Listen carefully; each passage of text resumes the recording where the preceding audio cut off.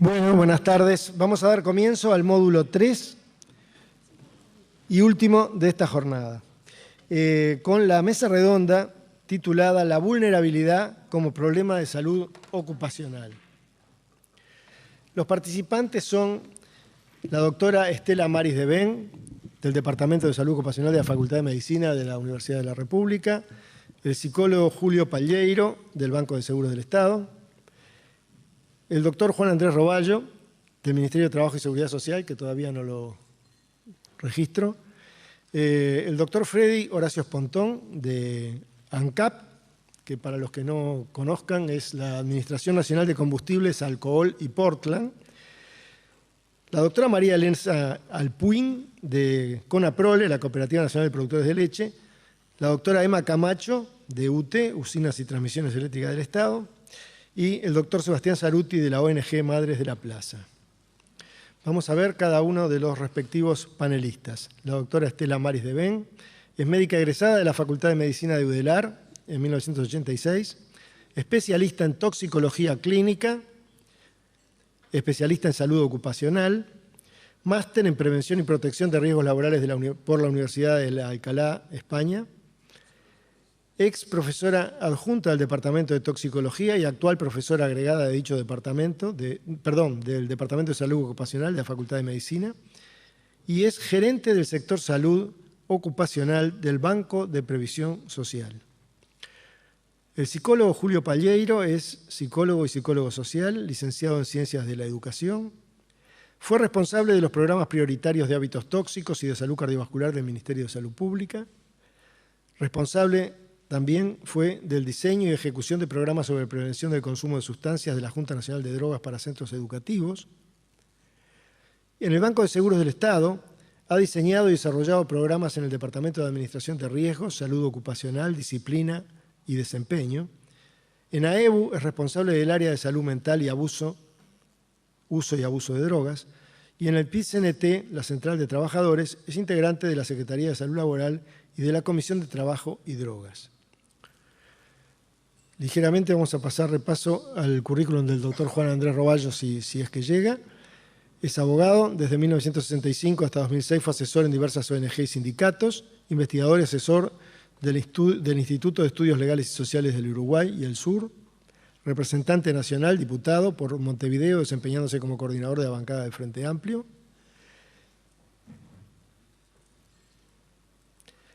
Como legislador participó en las comisiones de legislación del trabajo, turismo, transporte y obras públicas, constitución, códigos, legislación, administración y derechos humanos. Ha realizado diversas publicaciones referidas al sistema penal, tales como El Uruguay de los 90, entre políticas sociales y políticas criminales, y vigencia de la acordada 7236, ordenamiento de normas en materia de menores infractores, publicada en la revista de Técnica Forense, y actualmente es inspector general del Ministerio de Trabajo y Seguridad Social desde el 2 de marzo de 2010. El doctor Freddy Horacio Espontón es médico egresado de la Facultad de Medicina de UDELAR desde 1993, especialista en salud ocupacional, profesor adjunto de la Cátedra y Departamento de Salud Ocupacional de la misma, y es director del Departamento Médico de ANCAP. La doctora María Elena Alpuín es médica egresada de la Facultad de Medicina de UDELAR en 1989, especialista en toxicología y salud ocupacional por la Facultad de Medicina de UDELAR, presidenta de la Sociedad de Medicina del Trabajo del Uruguay, jefe de Departamento de Seguridad y Salud Ocupacional de CONAPROLE. La doctora Emma Camacho es médica egresada de la Facultad de Medicina de UDELAR en el 83, especialista en medicina laboral, jefe del Departamento Médico de UTE. Y el doctor Eduardo Zaruti es médico egresado de la Facultad de Medicina de UDELAR en 2009, emergencista por la Universidad Pontificia de Salamanca, integrante de la Dirección Nacional de Sanidad de las Fuerzas Armadas con misiones en el Congo, de la Fuerza de Paz de la ONU, asesor sobre adicciones en el Poder Legislativo y en la ONG Madres de la Plaza. Es residente de la Facultad de Medicina en el Hospital de Clínicas y es médico de FEMI. Me veo en la necesidad de informarles que para esta mesa habíamos invitado especialmente al secretario general de la Junta Nacional de Drogas, el psicólogo Julio Calzada, sociólogo Julio Calzada, quien se excusó por estar en el exterior y también al representante de la Organización Panamericana de la Salud, que se excusó por motivos particulares. Bueno, luego de la exposición de los asistentes podrán ustedes formular preguntas, no intervenciones o opiniones en los papelitos que les van a distribuir a los panelistas por el tiempo complementario. Muchas gracias. Buenas tardes a todos y a todas. En primer lugar, quiero agradecer en nombre de todo el equipo del Departamento de Salud Ocupacional la invitación a participar. Es para nosotros un honor compartir este espacio de trabajo y de reflexión sobre un tema tan sensible para toda la población y en especial para los trabajadores, y un tema por el cual tanta potencialidad hay desde la salud ocupacional para enfrentarlo. Agradecer especialmente al académico Antonio Turnes y también, que sé que está en la organización, aunque no pueda estar hoy acompañándonos, a la profesora académica Eva Fogel, una gran maestra, que fue quien guió mis primeros pasos en la toxicología. Bueno, para empezar, yo quería hacer algunas reflexiones, en primer lugar, sobre la relación entre la salud y el trabajo. Vamos a ver, vamos a plantearnos cuáles son los factores de riesgo en el ambiente de trabajo que hacen a las poblaciones vulnerables, cuál es el rol de los servicios de salud en el trabajo, cuáles son los principios éticos con los cuales debemos manejarnos en este tema y introducirnos en los programas de prevención en nuestro país. La relación salud y trabajo es necesario reconocerla porque el trabajo actúa como uno de los determinantes mayores, es el determinante social del proceso de salud-enfermedad. La gente enferma de acuerdo a cuáles son sus condiciones de trabajo y de vida.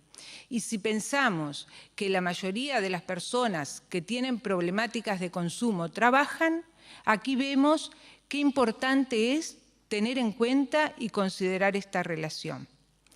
Esta relación salud-trabajo ya era considerada por quien nosotros llamamos el maestro de la medicina del trabajo, Bernardino, y que en su biopsia hepática el diagnóstico anatomopatológico era de una cirrosis. Cuando hago la historia laboral y profundizo en sus antecedentes, encuentro que había comenzado a trabajar desde la infancia. Desde los 11 años trabajaba repartiendo vino. El reparto se hacía en un carro y desde los barriles se trasegaba el vino succionando, pasando a las damajuanas. Aquí empezó su historia de vida y su proceso de salud-enfermedad. Luego se convirtió también en un adicto al alcohol, ¿verdad? Pero esa fue su primera historia de vida.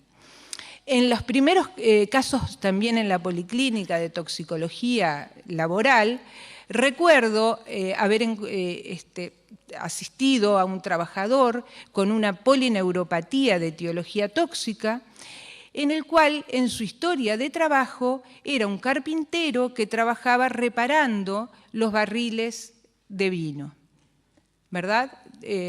No solo el ambiente que se generaba en talleres precarios, sino además los residuos que quedaban, los restos en los barriles, se los tomaban antes de comenzar la tarea, y así inicia la enfermedad. ¿Cuál es el rol de la salud ocupacional?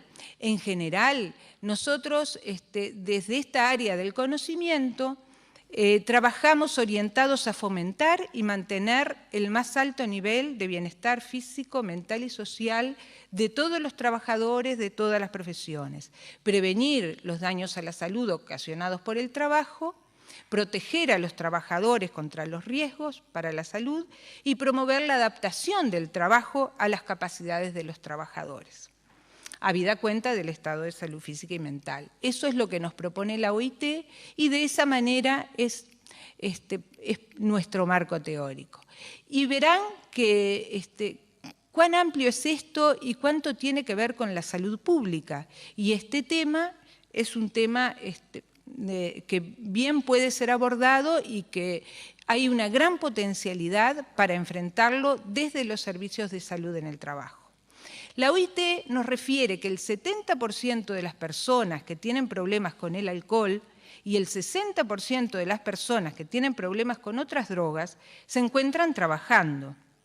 Y si consideramos que en el Uruguay el alcohol es la droga que más costos sociales, económicos y humanos genera, según la última encuesta de la Junta Nacional de Drogas, encontramos qué importancia tiene, qué relevancia tiene el consumo de alcohol en salud pública. Existen situaciones en las que el mero consumo ya puede ser peligroso, ¿verdad?, como en el caso del alcohol, sometido a algunos puestos de trabajo que son muy riesgosos, ¿verdad?, puestos críticos que requieren las capacidades sensoriales por tareas que requieren elevada atención, tareas de conducir o manejo de maquinarias peligrosas. Y en el caso del tabaco, por ejemplo, el manejo de productos combustibles. Han habido accidentes de trabajo vinculados a eso, ¿verdad?, a explosiones por encender un cigarrillo en un ambiente de solventes. La población vulnerable, nosotros pensamos, bueno, cualquier trabajador que esté expuesto a riesgos para el consumo en su ambiente de trabajo, ¿verdad?, o por sus condiciones de vida. Las trabajadoras embarazadas son de especial riesgo y es una población a la que es oportuno atender desde el propio lugar de trabajo. El trabajo infantil y los desempleados. ¿Por qué? Porque el trabajo es un organizador de la vida y el trabajo por sí puede ser considerado como un factor de protección. Dentro de los factores de riesgo, reconocemos a los factores de riesgo como aquellas condiciones ambientales o individuales, que aumentan la probabilidad de que se inicie en el consumo, que se mantenga en el consumo o que progrese en el consumo, ¿verdad? Pero es una probabilidad, no quiere decir que todas las personas sometidas a esos factores vayan a desarrollar o a tener consumos de riesgo. Pero dentro de esos factores de riesgo propios del trabajo, encontramos que se describen factores de riesgo relacionados con el clima laboral, entre ellos la conflictividad laboral, la inestabilidad en el trabajo, ¿verdad?, los trabajos precarios, la competitividad exagerada, que haya otros consumidores en el puesto de trabajo, ¿verdad?, compañeros de trabajo, que lo incentiven al consumo, o una política muy permisiva, que haya tolerancia para que se consuma incluso dentro de los propios ambientes de trabajo. Dentro de los factores relacionados con la organización se reconocen jornadas demasiado extensas, el trabajo nocturno o por turnos, las rotaciones que generan mucha desorganización en la vida de las personas, los descansos insuficientes, el ritmo de trabajo intenso, trabajos a destajo, una sobrecarga de trabajo, elevados niveles de tensión, el estrés en el trabajo, altos niveles de estrés, están relacionados también muchas veces con el consumo, en algunos casos de alcohol, en otros de psicofármacos, como las benzodiazepinas, que tienen una capacidad de generar adicción importante, las tareas monótonas, las escasas posibilidades de promoción social, la movilidad frecuente y los desplazamientos lejos del hogar. Imagínense en los trabajadores de la pesca. Bueno, el tiempo nos apura. Factores relacionados con el propio puesto de trabajo, riesgos extremos para la seguridad, trabajos repetitivos, condiciones climatológicas adversas, los trabajos aislados, la disponibilidad o el acceso de sustancias por proximidad.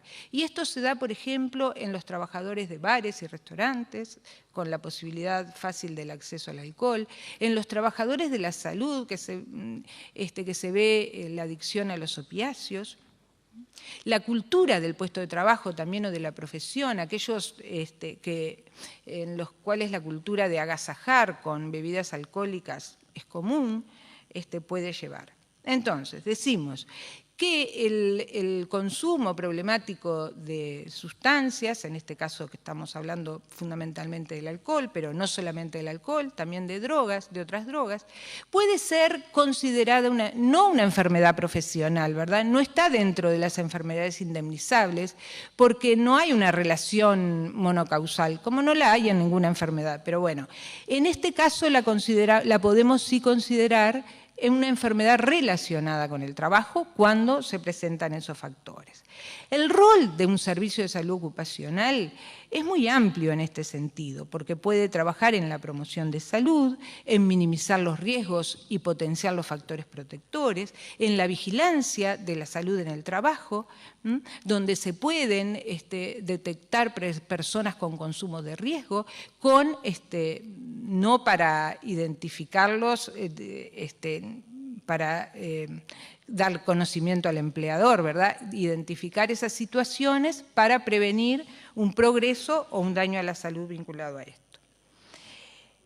El abordaje necesariamente es multidisciplinario, ¿verdad? El rol del médico del trabajo formando un equipo es necesario para tener un abordaje integral de estas problemáticas.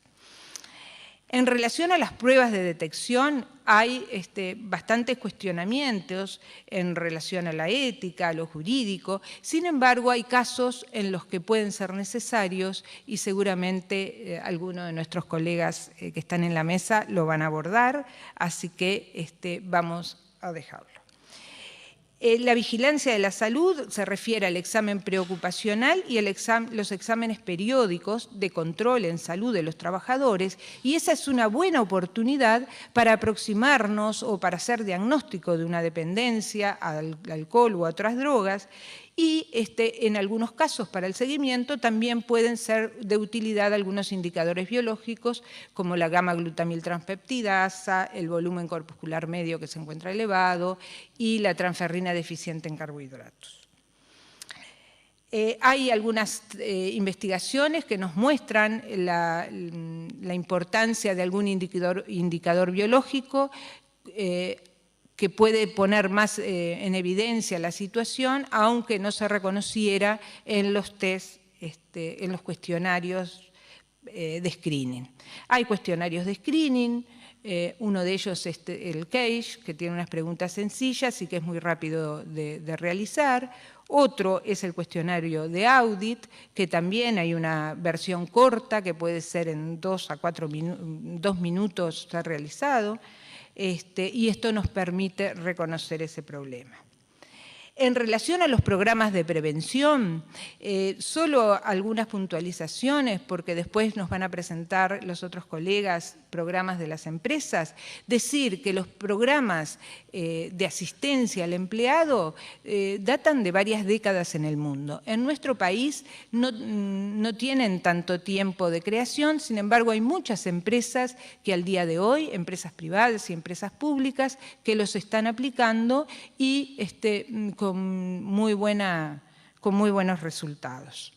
Por supuesto que en esta situación, como en todos los casos que asistimos en la salud ocupacional, los principios éticos tienen que estar siempre considerados y deben ser prioritarios para nosotros. Y en este caso la confidencialidad es fundamental. Nosotros podemos dar al empleador la evaluación como un trabajador apto, no apto o apto con restricciones.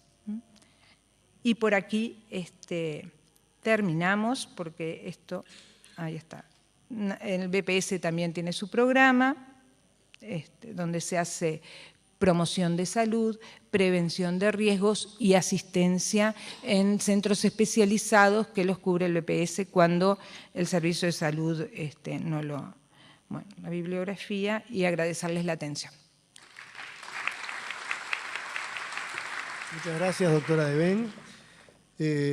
Invitamos ahora al psicólogo Julio Palleiro para que nos cuente la experiencia en el Banco de Seguros del Estado. Bueno, buenas tardes ante todo. El agradecimiento y el honor de compartir con los asistentes a este tan importante evento algunas consideraciones sobre la temática de esta mesa redonda. Permítame ante todo ser portador de un afectuoso saludo de los integrantes del directorio del Banco de Seguros del Estado, quienes han confiado en los integrantes de la Comisión Bipartita de Salud Ocupacional la presentación en este evento.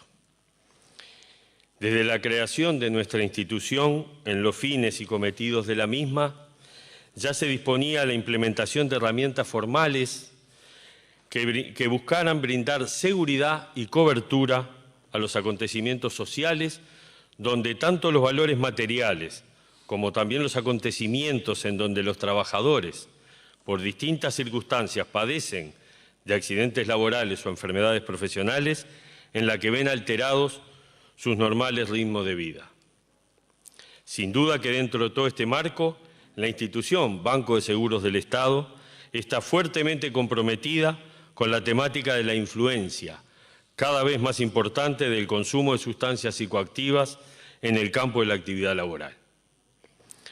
En el Departamento de Administración de Riesgos del Banco, el personal técnico, tanto en el área de riesgos patrimoniales como los técnicos prevencionistas, que mediante su intervención en acciones inspectivas, por un lado, como también en las instancias de capacitación que la institución desarrolla 3 a 4 veces en el año, buscando optimizar las acciones laborales para seguridad de los trabajadores.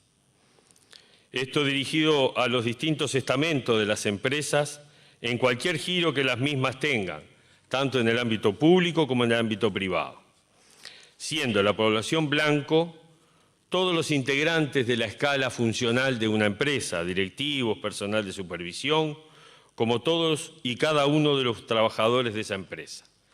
Los temas que tratamos en esos cursos, bueno, son trabajos en altura, riesgo en eléctrico, trabajos en espacios confinados, manipulación de productos químicos, manejo defensivo de camiones, de ómnibus, de vehículos livianos, de autoelevadores, motos, ciclomotores, donde sistemáticamente uno de los temas presentes es la toma de conciencia de los trabajadores y también en muchos casos a nivel del público en general de la importancia sustancial que para el buen desempeño laboral y seguridad debe prescindir del consumo de sustancias psicoactivas en cualquier forma.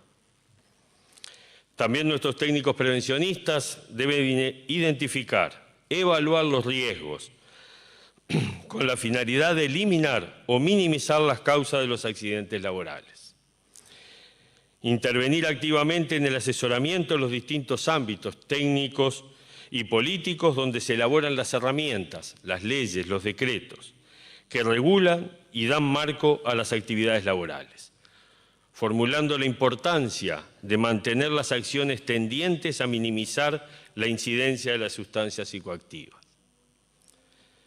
También, y para ir directo al punto de esta mesa, la Comisión de Salud Ocupacional del Banco, cuerpo bipartito, con representación de la Administración y representación del sindicato, creada en el año 2005 durante el estudio realizado sobre las condiciones y medio ambiente de trabajo, que lo hicimos conjuntamente con la colaboración del equipo de la UDELAR, partiendo de la preocupación de la Administración sobre las condiciones de trabajo de los trabajadores del banco, que luego, al promulgarse el decreto 291/2007, como el mismo lo establece, sugiere la continuación de la Comisión en las acciones preventivas de riesgos laborales a nivel de la empresa. Entre sus acciones encontramos el desarrollo de actividades programadas vinculadas a la promoción de hábitos saludables, como por ejemplo el taller de cesación de tabaquismo y fundamentalmente la prevención de los riesgos laborales. Estando la temática que nos convoca hoy presente y siendo una preocupación central, es que visualizamos la incidencia de la misma generando nuevas concepciones en el ámbito laboral. Hoy esta temática es uno de los temas centrales del trabajo de la Comisión de Salud Ocupacional del Banco. Asimismo, el directorio del Banco de Seguros en el año 2011 aprueba el fondo para atender el tratamiento de las patologías adictivas, generadas tanto por sustancias como alcohol, cocaína, marihuana, pasta base y psicofármacos, pero también adicciones como la ludopatía, que hoy fue comentada aquí en la mañana. Este fondo está destinado a ser utilizado por los funcionarios del banco, que es una propuesta de la Comisión de Salud Ocupacional. Nos parece importante en esta instancia comentar las dificultades a las que nos enfrentamos cuando vamos trabajando con la temática del uso y abuso de sustancias psicoactivas. Dentro de los ámbitos laborales, ya que tanto la búsqueda de ayuda, que puede ser solicitada por el propio funcionario, como también en muchos casos llegan a partir de comentarios de compañeros o solicitudes de intervención de parte de jerarcas, que muchas veces los mismos responsables de los sectores, conociendo situaciones de funcionarios donde existe la problemática de los consumos, siempre buscando mantener la reserva necesaria de la situación en pos de la protección y la mayor disposición, tanto de los niveles técnicos para el abordaje de la problemática, como también el sentimiento de seguridad que debemos transmitir a quien está en esta situación, nuestros compañeros, para generar la mayor apertura y compromiso con la temática.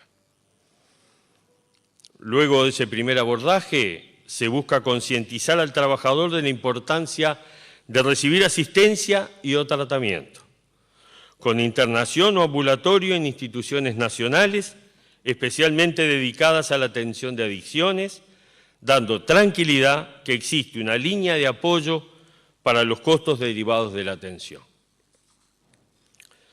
También dentro de las prestaciones que tiene implementado el banco se encuentra el Fondo de Reserva Solidario, adicional de gastos complementarios de asistencia médica, que es un seguro que pueden contratar los funcionarios del banco. Este adicional, fíjense, cubre los gastos generados dentro del territorio nacional derivados de una enfermedad o accidente que no estén cubiertos por los servicios de las mutualistas o por el que brinda el banco a sus funcionarios según la reglamentación de asistencia de nuestra Central de Servicios Médicos. Específicamente establece que se cubrirán los gastos derivados de consultas y o tratamientos psicológicos y psiquiátricos cuando los mismos sean a consecuencia de adicción del asegurado a las drogas.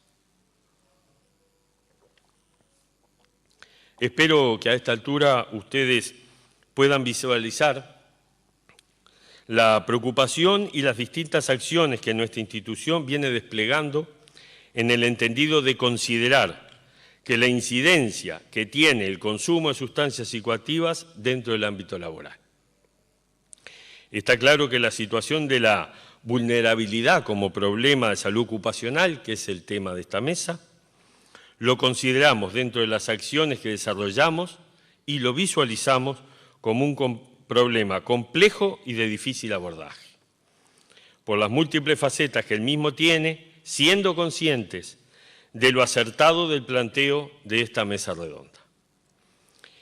Espero haber aportado lo que venimos haciendo en nuestra institución, conscientes que el desafío es muy grande, pero así como compartimos con todos ustedes nuestra realidad, también nos llevamos el aporte invalorable de todos y cada uno de ustedes y de las organizaciones que representan, con el sentimiento de que la realidad somos muchos los que estamos en este accionar y que instancias como la presente nos permite tener más conciencia y poder elaborar sistemas de abordaje de la problemática que tengan mayor eficacia y mayor eficiencia al momento de desarrollarlo, continuando las actividades que nos permitan seguir generando esas instancias. Nuestro aporte, como verán, es escueto, simple, pero queríamos simplemente compartir con ustedes todo esto que viene haciendo la Comisión de Salud Ocupacional y el Banco de Seguros del Estado. Espero haberles transmitido con acierto nuestras acciones y por vuestra atención les quedo enormemente agradecido. Muchas gracias. Agradecemos al psicólogo Julio Palleiro por la exposición que nos ha ilustrado sobre las actividades que en este campo realiza el Banco de Seguros del Estado, tanto respecto de su personal como de las empresas que atienden.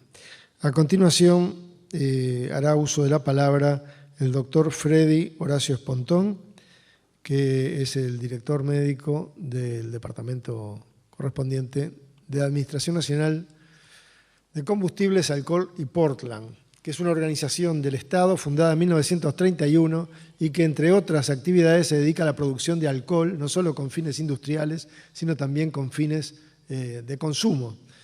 O sea que es un organismo del Estado que está aportando aparte de las vulnerabilidades que estamos examinando. Buenas tardes a todos.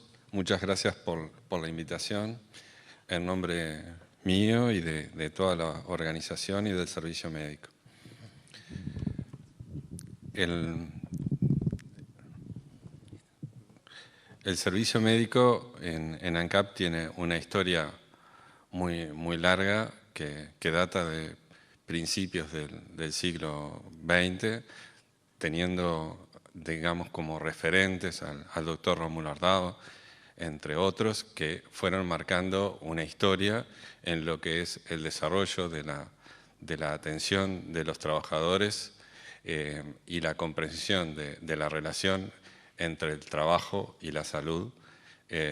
Después fueron distintos colegas que han ido colaborando con todos nosotros e influido en lo que es el abordaje de las adicciones. No puedo olvidarme de Helmut Kasdorf, el profesor Helmut Kasdorf, que fue uno de los que nos inició en el tema del abordaje de adicciones, en particular del tabaquismo. De hecho, nuestra organización tiene un programa de abordaje del tabaquismo que data desde 1999, del 2 de febrero, arrancamos con ese programa. Está la doctora Beatriz Goja, que está acá también, que fue otra de las referentes en el tema. Y esos fueron los inicios de los abordajes de conductas adictivas, en particular en este aspecto con lo que es el tabaquismo. Pero en los últimos tiempos nuestra organización fue desarrollando un proyecto de prevención de uso de alcohol y drogas en el ambiente de trabajo, la familia y la comunidad.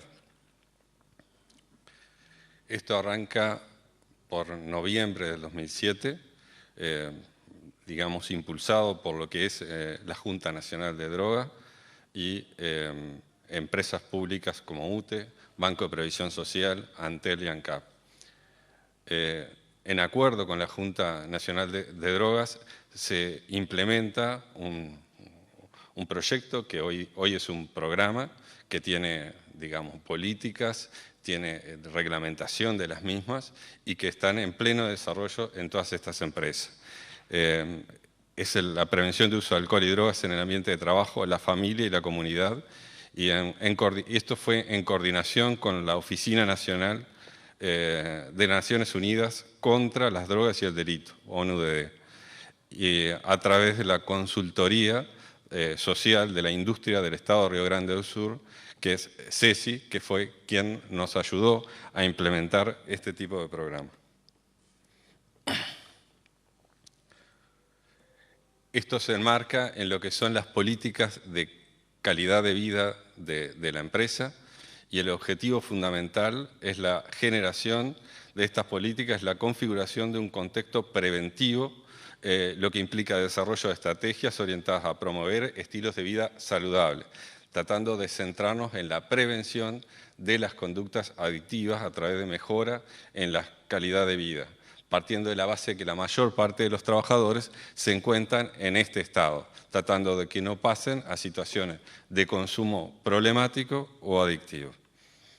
Y esto apunta a mejorar la calidad de vida de los funcionarios y sus familias, y lo que tiene que ver con la seguridad y salud en el trabajo, sin perjuicio de extremar los esfuerzos en lo que es la atención de aquellos trabajadores que tengan una conducta de consumo problemática o adictiva. Imagínense en esto en procesos industriales complejos, como es en el caso de una refinería, altas temperaturas, altas presiones, las conductas adictivas o de consumo problemática en estos procesos de trabajo no se llevan bien, ponen en riesgo no solo la vida de esas personas, sino del contexto de trabajo en general. Lo mismo sucede a nivel de lo que es la industria del cemento y Portland, que también son procesos cruentos que se requiere de un trabajo en equipo y, obviamente, de no estar bajo los efectos de sustancias adictivas y que puedan traernos problemas en los comportamientos. Se trabaja en niveles de prevención, ¿verdad? En lo que es la prevención primaria, desde el punto de vista del trabajo, tratando de hacer todo lo posible por influir en este sentido, partiendo de la base de que desde el mundo del trabajo es un espacio ideal para trabajar en lo que es prevención y promoción de la salud, si bien no es el único, pero pasamos un tercio de nuestra vida en condición de trabajo, por lo cual todo lo que podemos hacer en este tema es fundamental. Se pasa mucho más tiempo con los propios compañeros de trabajo que con la familia. Lo que hace a la prevención secundaria, que consiste en detectar y aplicar tratamiento a las enfermedades en estados muy tempranos. Podemos muchas veces abordar algunas conductas en este sentido precozmente, pero también hay que hacer abordaje a nivel terciario y se realiza cuando ya se ha instaurado la enfermedad vinculada a la adicción, que es una enfermedad de alguna manera autogenerada también, y se intenta evitar o que empeore o se produzcan complicaciones vinculadas con ella, desde una mirada de comprensión, pero no entrando en lo que nosotros llamamos conductas de codependencia, sino dando apoyo, siendo firmes y exigiendo contrapartidas de alguna manera. Nosotros tenemos a partir de este programa la conformación de lo que es un comité orientador, que le llamamos, que es un equipo técnico que está integrado por médico laboral, médicos internistas, psiquiatra, trabajador social, psicólogos y operadora terapéutica. Todas las semanas nos reunimos y analizamos cada una de las situaciones de consumo problemática o adictiva que están en este programa y se le hace un seguimiento del mismo. Y se van delineando las estrategias multidisciplinar a abordar. Esto llevó a una reglamentación, existía una reglamentación sobre las situaciones de consumo en la organización, que estaban básicamente pensadas más con un aspecto represivo y orientada básicamente a lo que era el consumo de alcohol. Esto, digamos, lo que hizo fue dar otra mirada, comprender estas enfermedades adictivas, no solo de alcohol, sino de otras drogas también, y dar las oportunidades terapéuticas a las personas, más allá de que igual mantiene aún la posibilidad de sanción, si bien la organización les da oportunidades si entran en el programa y lo cumplen, esas sanciones quedan en suspenso y se retiran. Pero tiene que cumplir el acuerdo terapéutico.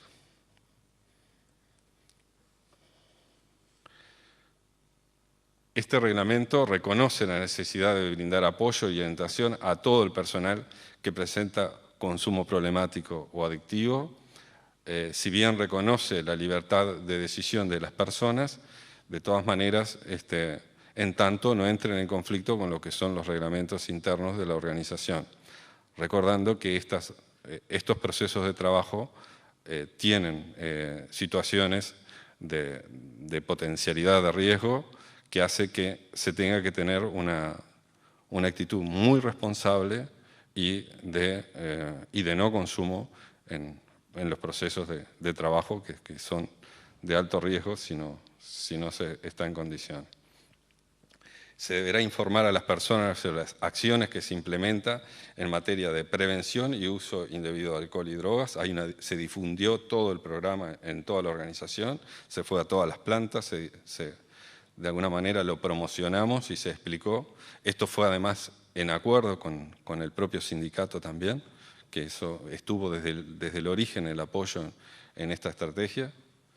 Se evalúa la exposición de riesgos del personal afectado y su entorno, pudiendo proponerse a recursos humanos, por ejemplo, el cambio transitorio del lugar de trabajo o de las tareas que tengan que cumplir. Muchas veces hay que reubicarlos en forma transitoria y a veces por pérdidas de determinadas habilidades en forma definitiva o por el no cumplimiento del proceso terapéutico.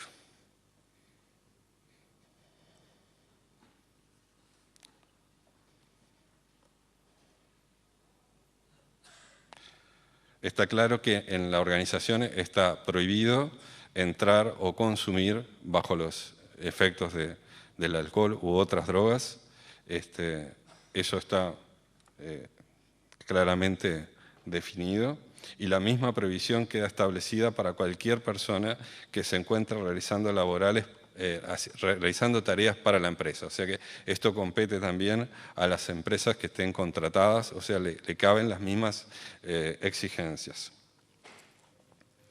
Las vías de ingreso en el programa pueden ser por consultas espontáneas, planteo de superiores jerárquicos que derivan las situaciones de consumo que puedan detectar o sospechar, planteo de superiores jerárquicos que no deriven de situaciones de infracción, hay veces que sí, planteos de representantes sindicales, planteos de personal de la salud, derivados por médicos, derivados por su propia familia. Es decir, las vías de abordaje y de entrada en el programa son múltiples. Ese abordaje tiene una entrevista preliminar con los técnicos del comité orientador, evaluación diagnóstica inicial de todo el equipo multidisciplinario y una propuesta de tratamiento con un acuerdo. En Montevideo la atención será proporcionada por lo que es el comité orientador y coordinación del servicio médico. En el interior, el comité orientador realiza las coordinaciones también con el Sistema Nacional de Salud a través de la asistencia a ese nivel, pero también apoya con los técnicos que tiene. Y en algunas circunstancias también se dan internaciones en clínicas especializadas. La mayor parte de los abordajes son ambulatorios y en muchos casos también tienen internaciones de desintoxicación. Básicamente era lo que les estaba diciendo. Se ha llegado también para poder mantenerlos en puestos de riesgo una vez que se llega a un nivel de abstinencia, a acordar controles de ingreso y egreso. Es decir, esos controles se dan, por ejemplo, en la refinería, que tenemos policlínica a las 24 horas, con la presencia tanto de médicos como de enfermeros. En parte, además, esto fue inducido por propios pacientes que tenían este problema de adicción, que querían mantenerse en la situación de trabajo, por lo cual desarrollamos toda esa estrategia de control. De lo contrario, no podríamos admitir que una persona que no demuestre una consolidación de abstinencia esté en un proceso, por ejemplo, de refinación de combustible. Y para ello tenemos desde los espirómetros para el control de alcohol, y también los controles de cocaína y marihuana. Y estamos por implementar controles también de 12 drogas con un kit que detecta a nivel de saliva, con lo cual vamos a tener una visión más clara de las circunstancias de consumo. Muchos han salido adelante y se han mantenido en los puestos, otros han tenido que ser reubicados en forma definitiva por no cumplir con los procesos terapéuticos. Otros se han jubilado por incapacidad médica, por el daño que se generaron multiorgánico, y han terminado jubilados, y algún caso incluso perdió hasta el trabajo. No son situaciones fáciles, si bien la organización le da oportunidades, tampoco los podemos obligar a que cumplan con estos procesos. Pero hay una mirada de mucho mayor comprensión.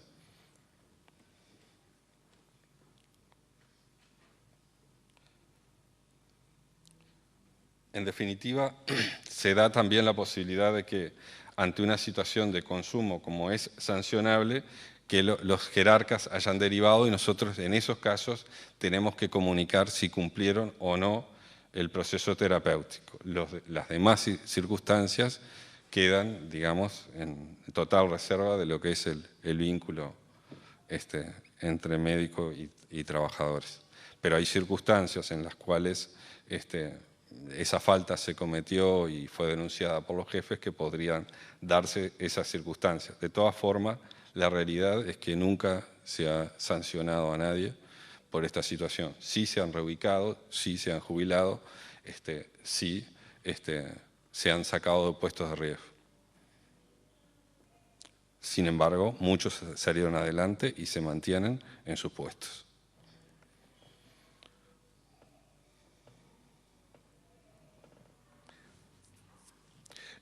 Las características de las personas atendidas son: hay un predominio de consumo de alcohol de 66%, personales mayores de 45 años, el 57%, surgimiento de población más joven con consumo de otras drogas y o policonsumo, implicó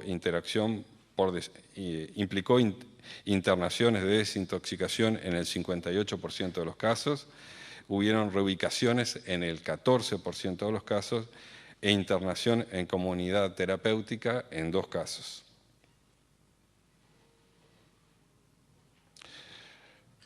El camino por recorrer todavía es largo, cuesta generar los cambios culturales y los cambios en las organizaciones, las dificultades para romper con lo que son los prejuicios culturales y procedimientos inadecuados, encubrir las situaciones, que a veces se entran en las conductas de codependencia, tratando de tapar situaciones que con ellas no arreglamos nada. Es decir, muchas personas se nos murieron a consecuencia de las adicciones, es decir, por alcoholismo.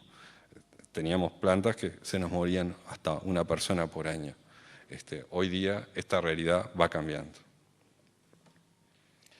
Escasa concientización en la importancia de los límites de los tratamientos y a veces falta de participación del sindicato en el trabajo de lo que es el comité orientador. Pero no podemos decir que esto sea general. Hay representantes sindicales que han dado siempre el apoyo, incluso dentro del comité. Está Mónica Castro, que hoy está presente acá también, que es orientadora terapéutica, pero fue en 2 oportunidades presidenta del sindicato de nuestra organización. Bueno, gracias a todos. Muchas gracias, doctor Espontón. Vamos a ver ahora la experiencia de una empresa privada. Va a tomar la palabra la doctora María Elena Alpuín, que representa el servicio médico de CONAPROLE. Bueno, buenas tardes. En primer lugar, agradecer a la Academia Nacional de Medicina por la invitación y la oportunidad de contarles, por lo menos brevemente, lo que ha sido nuestra experiencia sobre estos temas en una empresa como CONAPROLE.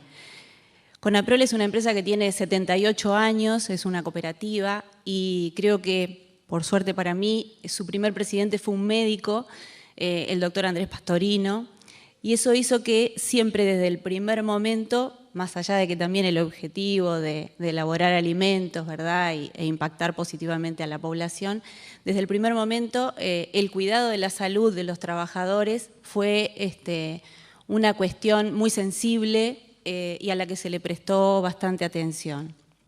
Eso me abrió a mí el camino para trabajar en esta especialidad, así como a otros colegas anteriormente, cuando en nuestro país aún no se trabajaba en los temas de salud ocupacional, ¿verdad? Lo que yo les voy a contar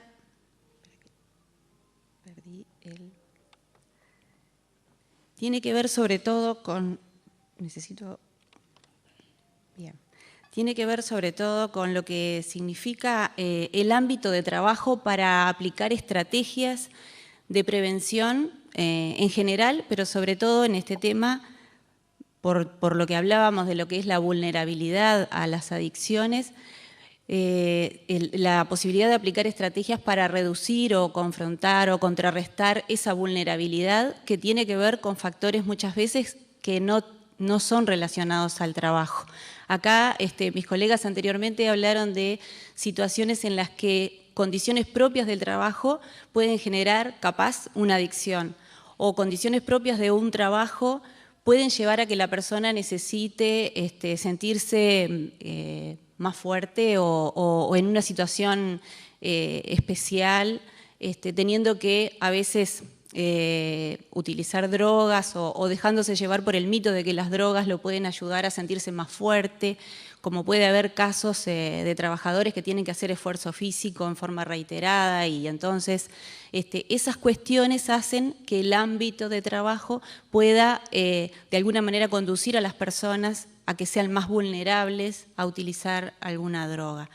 Acá lo que nosotros estamos en una industria alimenticia, ¿no? Lo que estamos tratando de mostrarles es que utilizamos la estrategia de la prevención también para reducir las posibilidades de que una persona sea adicta, pero sobre todo se pensó como una estrategia para mejorar el clima laboral, para hacerlo más armónico, para mejorar el relacionamiento entre las personas y aplicar técnicas que hicieran que la gente fuera más saludable en general. De esa manera también el pretexto, digamos, el punto era las drogas, pero también hacíamos que como la mayoría de la gente, como decía el doctor Espontón, es la que está saludable, por suerte, la idea era que ese grupo atrajera a las personas que podían tener algún problema, que eran el porcentaje menor. Y ahí, bueno, estudiamos las posibilidades y también Conaprole compró ese programa al Servicio Social de la Industria de Porto Alegre, que es un programa que llamamos Programa de Calidad de Vida y que tiene como cuestión básica que lleva a que tiene que tener participación de los trabajadores. Sin participación de los trabajadores, sin que los trabajadores estén representados, resulta bastante difícil llevarlo adelante y por eso también tuvimos bastantes dificultades en su inicio y las seguimos teniendo a veces porque son cosas que a veces no son fáciles de lograr, pero lo que está claro es que tenemos que tratar de que los trabajadores participen. Por eso, en principio, lo primero que hubo que hacer fue consensuar, formar un comité, como se hizo en ANCAP, es el mismo programa de ANCAP, solo que nosotros le damos un enfoque más en lo relacionado a la prevención y al desarrollo de actividades para fomentar el aspecto saludable más que el tratamiento en sí de las adicciones. Y bueno, como en general acá ya se habló bastante de esto en estas jornadas, las bases de la adicción tienen que ver con factores biológicos que son los cambios cerebrales, estructurales y funcionales, factores psicoemocionales y conductuales, como son los condicionamientos, y factores sociales, ¿verdad? La conducta normal y deseable que a veces lleva a que las personas comiencen a utilizar drogas. Y sabemos que los factores de riesgos para que se llegue a provocar la adicción, el contacto entre la droga y la persona y se llegue a generar una cuestión patológica como es la adicción, tiene que ver con varios aspectos como son genéticos, biológicos, psicológicos, etcétera, que cuando llegan al trabajo en realidad hay varias de esas cosas que ya están en la persona, ¿verdad? Entonces, mucho más importante resulta contar con ambientes de trabajo saludables y lugares donde la promoción y la prevención sean verdaderas para fortalecer a ese individuo, ¿verdad? Y que aunque exista el riesgo de que se vuelva adicto, se minimice la posibilidad. Sabemos que las sustancias adictivas se comportan de manera similar a las recompensas naturales, como la bebida, el sexo, las relaciones sociales. Todas producen placer, porque en definitiva lo que buscamos es sentirnos mejor, y lo que buscan los adictos es sentirse mejor. todas producen placer desde la perspectiva conductual y desde la vertiente neurobiológica actúan esencialmente sobre los mismos mecanismos neurales.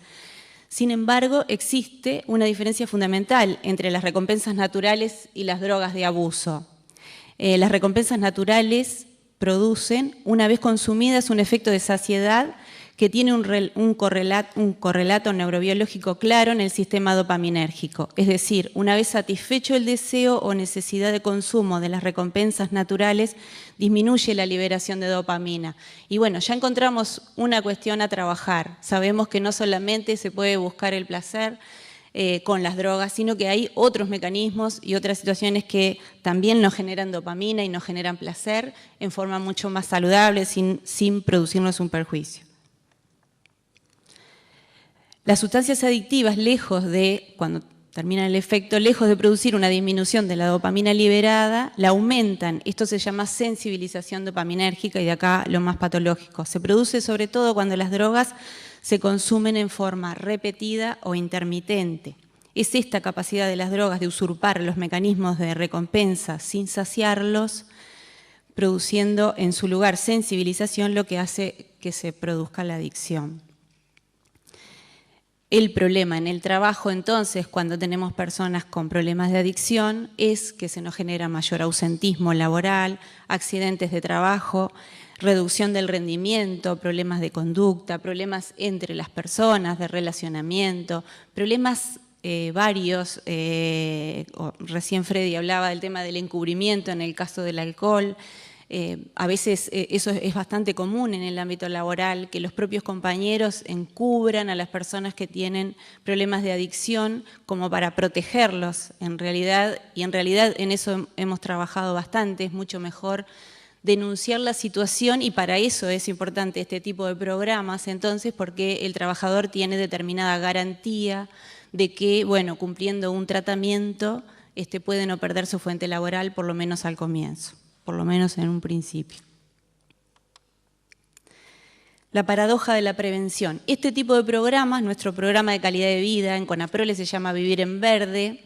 Aprovecho para saludar a Isabel Pérez, que veo que está sentada, es una asistente social que trabajó en el comienzo de este programa en CONAPROLE, fue una de las pioneras, así que saludo.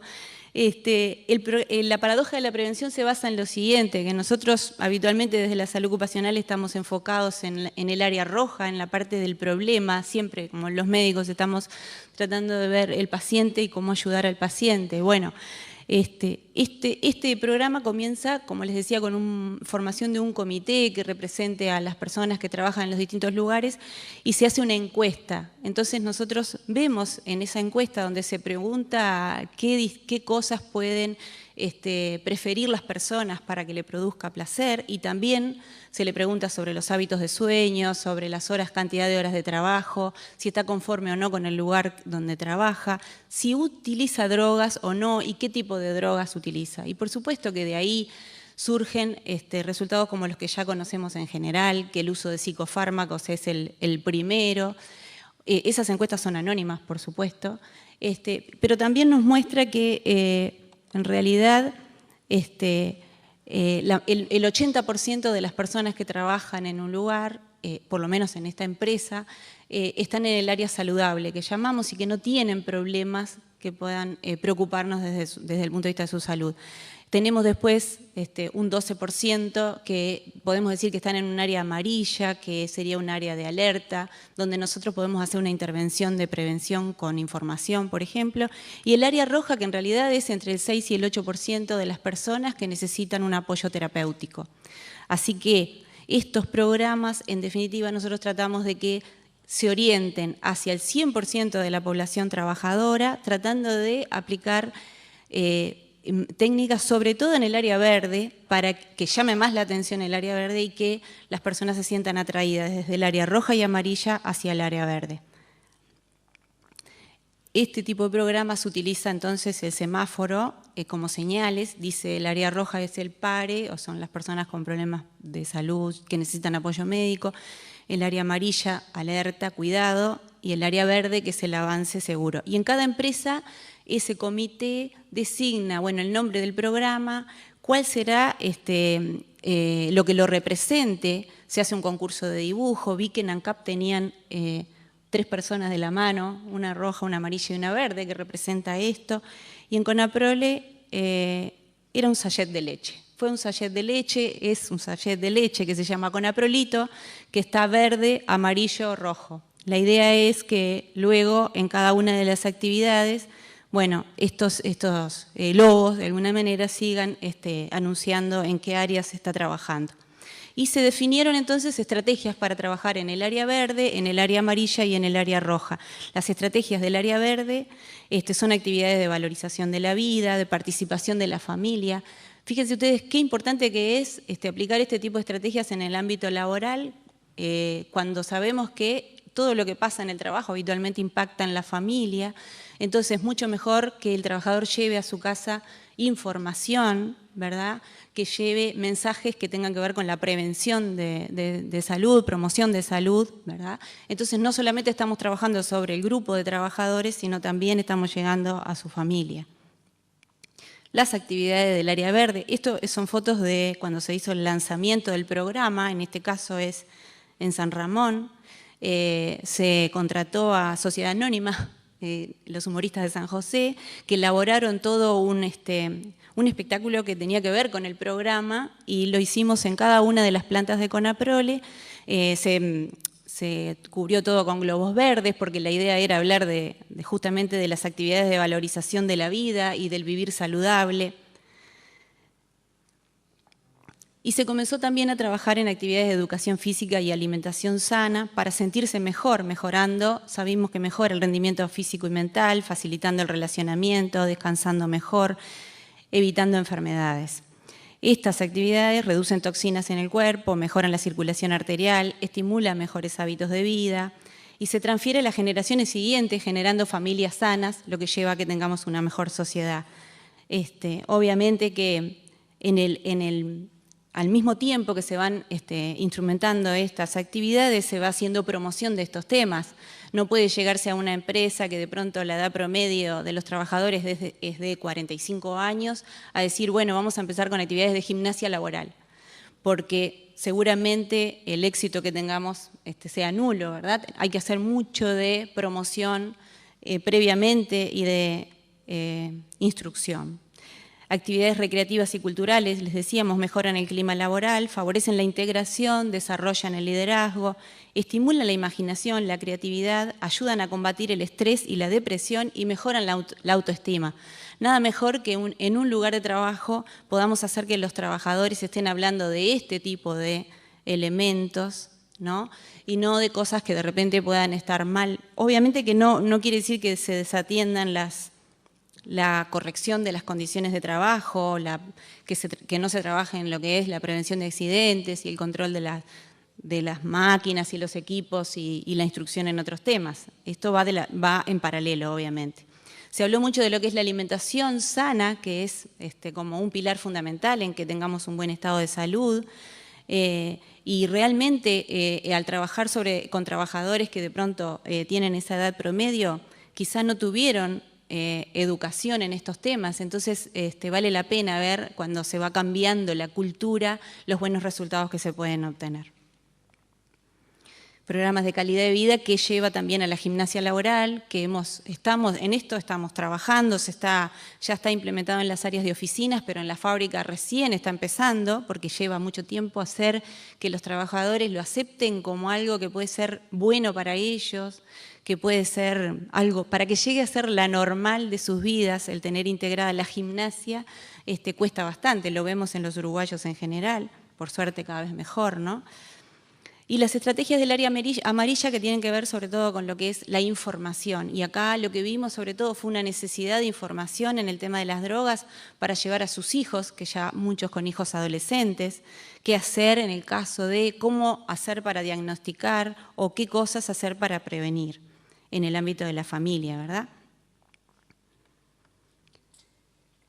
Bueno, estos son distintas actividades que se hicieron que se hacen en las plantas habitualmente. Todos los años se hacen actividades, jornadas de puertas abiertas, donde se invita Participan los trabajadores, sus familias, las escuelas de la zona, los liceos.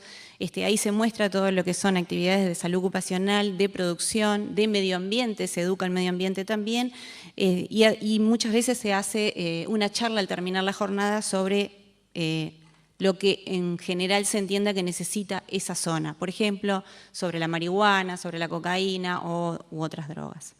En el tema del tabaquismo, fue donde más hemos trabajado sobre el tratamiento, ¿no? Y verdaderamente, bueno, primero también se hizo educación, se hicieron charlas obligatorias para el personal, fumadores o no fumadores, y no fumadores, para explicarles lo que era el tabaquismo y la importancia que tenía que se convencieran de que era necesario recibir un tratamiento y aceptar un tratamiento, e involucramos a los no fumadores porque necesitamos de la ayuda de todos, de los que no fuman, para que nos ayuden, nos apoyen con los compañeros para que ingresen a un tratamiento, ¿verdad? Bueno, y se les explicó todo lo que tiene que ver con el tabaquismo, cómo influye, igual que otras drogas, cómo actúa, cuál es el factor de adicción, que sin la nicotina no habría adicción. Sin nicotina no hay adicción, dice, la potencia adictiva es igual o mayor que la causada por la cocaína o la heroína, actúa en los mismos sitios del sistema central que el resto de las drogas ilegales, cómo funciona en el cerebro, qué cambios químicos hay, por qué ese pensamiento obsesivo, por qué la necesidad de fumar, el tengo ganas de fumar. Y se educa a las personas en lo que tiene que ver con estos temas, que son los mismos que venimos hablando en toda la jornada. Las drogas están, el medio sociocultural está, la persona está. El punto es de que desde todos los ámbitos que estamos podemos hacer cosas para ayudar en el tratamiento y en la prevención de estos problemas, de estas adicciones.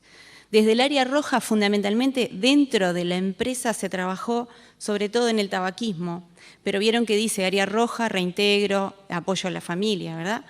Entonces, las bases del tratamiento tienen que ver con las bases de la adicción, así que tienen que ver con tratamiento farmacológico para contrarrestar lo biológico, tratamiento cognitivo-conductual y normas para el control del tabaquismo, en el caso del tabaquismo, en lo social, y por supuesto que somos ejemplo en el mundo de lo que han sido las políticas de tabaquismo en nuestro país. El tratamiento de los fumadores en el lugar de trabajo, venimos haciendo grupos desde el año 2008. Esto es lo que ha tenido más éxito y realmente aprendí junto con el doctor Gustavo Valentini a trabajar en el tema del tabaquismo y aprendimos juntos que el compromiso que se genera en los grupos de tabaquismo dentro de una empresa, dudamos que se genere en el ámbito de una mutualista o de otro lugar. Creemos, por los resultados que hemos obtenido, que el ámbito de trabajo es el mejor lugar para dejar de trabajar, para dejar de fumar. Es para dejar de trabajar. Me traicionó. Para dejar de fumar, porque el hecho de que todos los días, o sea, nosotros hacemos grupos de hasta 15 personas que funcionan una vez por semana con 1 hora de duración, con 3 meses de duración, ¿verdad? Nosotros los veíamos 1 hora por semana, pero los trabajadores se ven las 8 horas todos los días. Entonces, el control, el seguimiento, lo hacen ellos mismos. Y la verdad que es fabuloso el resultado que se obtiene en la cesación y en el mantenimiento de la cesación, porque también hay que ver lo que pasa después. Hay algunas drogas que nos ayudan más, a lo mejor, para que se deje de fumar, pero luego la reincidencia puede ocurrir. Así que la recaída en el trabajo, evitar las recaídas también es más fácil. En el tema del alcohol y otras drogas, bueno, en estos temas pensamos que lo mejor es la formación de red de integración y apoyo nacional, grupos de apoyo en el área de trabajo, pero sobre todo el tema de la participación e integración de los directivos y de los trabajadores. En estos casos, la experiencia que tenemos se ha trabajado sobre todo en el área de la comisión paritaria que funciona en la caja de auxilio, que es CASECO, a la cual nosotros desde CONAPROLE, en conjunto con la Comisión Paritaria de Salud Ocupacional, se derivan los casos. Desde CASECO, que está formada por aportes de CONAPROLE y de los trabajadores, se brindan apoyos económicos de asistente social, psicológico, a los trabajadores que tengan problemas y a sus familias. Entonces, crear un buen ambiente de trabajo es una excelente estrategia para reducir la vulnerabilidad a ser adictos. No solo el ambiente de trabajo, que sea bueno por las condiciones de trabajo, sino porque es una excelente oportunidad para aplicar estrategias de prevención. Muchas gracias. Bueno, agradecemos mucho a la doctora María Elena Alpuín por su excelente presentación y queremos transmitirle que nuestra Secretaría ha recibido una comunicación del Ministerio de Trabajo y Seguridad Social haciéndonos saber que el doctor Juan Andrés Roballo se ve imposibilitado de concurrir por un grave problema personal que esperamos que pueda superar a la brevedad. A continuación vamos a darle la palabra a la doctora Emma Camacho, jefe del Servicio Médico de UTE. Adelantamos con la flechita nomás. Bueno, buenas tardes. No quiero ser reiterativa, pero quiero agradecer a la Academia, en especial al doctor Turnes, la oportunidad. Este es hacia adelante, hacia atrás y el puntero. Está, perfecto, muchas gracias. La oportunidad del intercambio de experiencia entre empresas como la que tenemos la oportunidad en el día de hoy.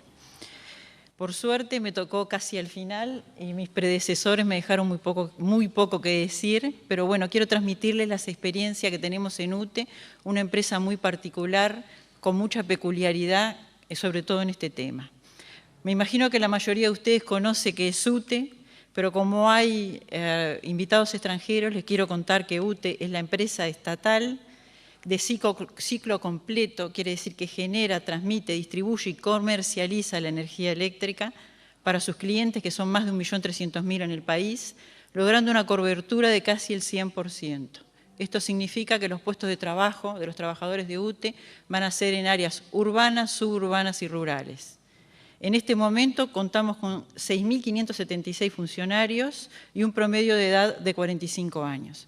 Es una empresa muy peculiar porque entre los puestos de trabajo son muy diversos.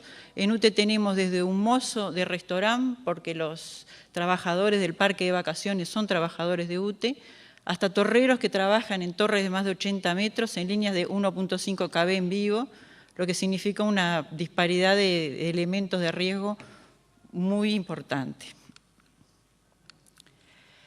Quiero, dentro de todo lo que ya Estela explicó muy bien sobre la vulnerabilidad en el trabajo y los factores de riesgo y protección, quiero hacer hincapié en lo que me parece que es peculiar de UTE, que es la cantidad de horas de permanencia en el trabajo. Si bien como regla general, sacando las horas de descanso, la persona permanece alrededor de la mitad del horario de su vida activa en el trabajo, en UTE tiene ciertas peculiaridades. Tienen las guardias, no solo los turnos rotativos, las guardias de las centrales que llegan a ser de 12 horas, sino que tiene la peculiaridad en las centrales hidroeléctricas que la persona no solo trabaja, sino que vive en la empresa. Por lo tanto, el ámbito del trabajo se constituye en un lugar ideal para promover factores, promover cultura de salud y de hábitos saludables en el trabajo. Siempre me acuerdo del asistente social del programa CESI que compartimos con la mayoría de las empresas que está acá, que siempre se quejaba un poco de los médicos que somos muy organicistas y nos decía, el trabajo y la familia toleran menos que el hígado. La persona ya perdió el trabajo y ya perdió la familia cuando llega a la cirrosis. Entonces, el ámbito de trabajo es un ámbito ideal para prevenir. Como ya lo dijeron lo dijo Fred y lo dijo la doctora Alpuín, en UTE también ingresamos a las adicciones a través del tabaquismo. Concomitantemente con la política nacional de tabaquismo, con las leyes y los decretos que lo amparan, se hizo un convenio con el Fondo Nacional de Recursos y se lograron resoluciones de directorio que amparaban y fomentaban de que los funcionarios se adhirieran al programa, como permitirles concurrir a los talleres de cesación dentro de su horario de trabajo, la elasticidad de mover los cambios de horario para poder concurrir. Se capacitaron los técnicos en medicina laboral, se hizo una difusión interna del programa, charlas motivacionales con los técnicos propios y especialistas invitados y se comenzó con los talleres de cesación. Talleres de cesación que, como los números lo dicen, tuvieron un éxito muy importante. En cuanto también junto con ANCAP, BPS, Antel, firmamos con la ONU-DD el proyecto de prevención de uso de drogas en el ambiente laboral y en la familia, y lo que quiero destacar de esto sobre todo es lo que se llamó evaluación ex ante, lo que los médicos diríamos un diagnóstico de la situación que estaba en la empresa antes de empezar el proyecto. La metodología fue una metodología traída por la Servicio Social de la Industria de Río Grande do Sul, que hizo una encuesta. El objetivo de la encuesta, como ya se ha dicho a través de estos 2 días, la enfermedad adictiva es multicausal, se basa sobre todo en factores de riesgo de protección presentes en el individuo, en el medio y en el objeto que se consume. Por lo tanto, el objetivo de esa encuesta fue diseñar el perfil de los empleados de UTE, sus condiciones de trabajo y evaluar los niveles de consumo de alcohol y drogas lícitas y no lícitas. ¿Por qué? Y bueno, porque la idea era tener un diagnóstico del perfil de los trabajadores para tratar de fomentar los factores de protección y minimizar los de riesgo, del ambiente en el que se encontraba y minimizar también esos mismos factores, y qué tipo de sustancias se consumía. ¿Cuál es el perfil en ese momento, que fue en el año 2008, de los funcionarios de UTE? Los hombres constituyen las 2/3 partes de los empleados, la edad de promedio fue de 47 años, con unos extremos de entre 20 y 69 años, pero más del 80% eran mayores de 40 años, lo que nos hablaba de que teníamos una población de trabajo madura. La escolaridad se concentraba en los niveles secundarios, un 16% había llegado a niveles terciarios, de los cuales la mayoría lo habían logrado culminar. El 71% son casados y la mayor porcentaje tienen hijos, 2 en promedios, y en poco más de la mitad de los domicilios los gastos eran compartidos con la pareja. ¿Cuáles son las tareas en UTE? Bueno, las operativas constituían más de la mitad, casi el 54%.